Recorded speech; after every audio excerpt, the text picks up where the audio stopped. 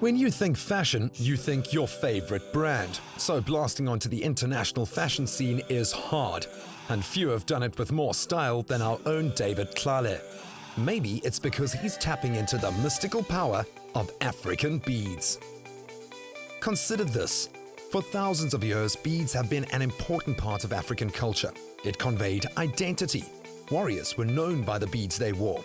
Large and colorful ones symbolize wealth and social status. Blue beads are thought to enhance fertility. Red are reserved for tribal ceremonies.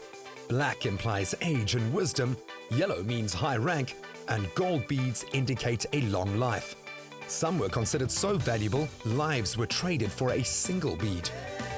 And did you know, initially beads were made from clay, stone and bone, but trade in the 7th century with Europe and Asia opened up the opportunity to create glass beads. Today, they're mainly acrylic. The contemporary African beading techniques we still love and practice as hobbies now are derived from centuries-old methods. Beading's also spilled over to fabulous decor. But first, back to David.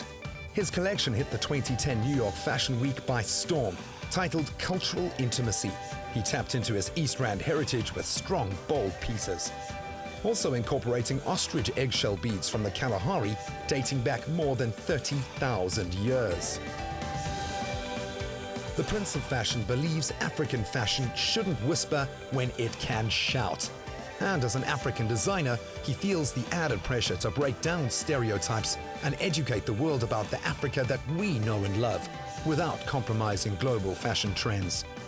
David Tlale's creations graced runways in Paris, Washington and Milan, and this warrior of style knows. All humankind most likely originated in Africa. So when the world sees African beads on the runway, they feel the heartbeats of the mother continent. Now, it's Africa Day here on Expresso, and we're celebrating it. And I'm going to be learning to make something really South African, really African, with the co-founder of Master Wires and Beadcraft. Bishop is joining me in studio, and it's an exciting South African company specializing in providing high-quality beads and wire products to both local and international market. And they pride themselves on creating superior quality African curios while still retaining affordable prices. Bishop, welcome to Expresso. Thank you so much. We are going to be busy making a gemsbok. Yes. That's the one you're busy with. That's the finished product over there. Yes. How long does it take you to make something like this? This is about a week. Takes about a week to finish one item, yeah. And where did you learn to bead and make things like this? I'm self-taught. So you just started putting beads together and Yes. making it? Yes, and working on new designs, and this is more like a traditional art. You know, in the early days, the ladies, when they were busy beautifying themselves with beads, the men were hunting. So we have taken over from the ladies. So, you know, they used to beautify themselves, and we have taken over and taking it to a better level. Now show me how you would go about doing it, because it's quite an interesting process. Okay. I thought you'd take one bead at a time, but you don't actually take one bead at a time. Yes, I don't really actually take a bead at a time. The process is you put all the beads into a bowl, then you try to scoop them. As you can see, you catch more than when you're doing it one by one. Yes. Do you want to try? Can I try? Yes, you can also try. I've never beaded before or made anything.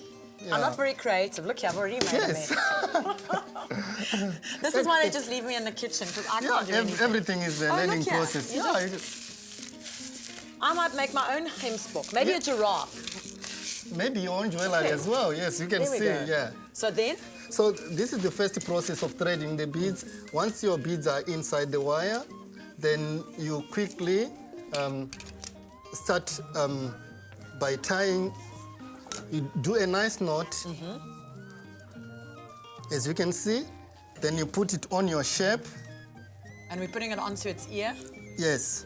Then you have to bind it.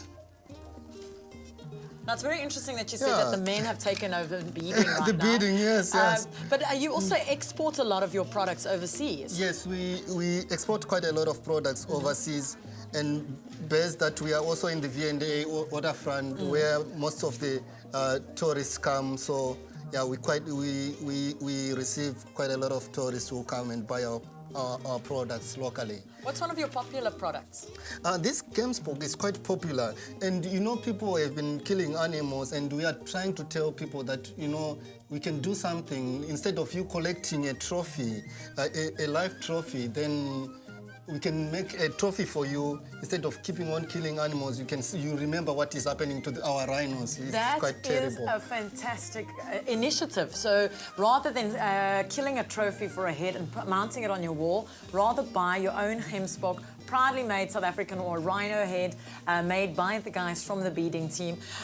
It's been so great with you, Bishop. I'm going to help you finish this up, and the rest of the presenters are in the kitchen. Katlejo's going to be cooking up something, and he's got a great Knorr prize that's up for grabs. So stay watching and have your cell phone ready, because you could be a winner today. Stay with Expresso and SABC3.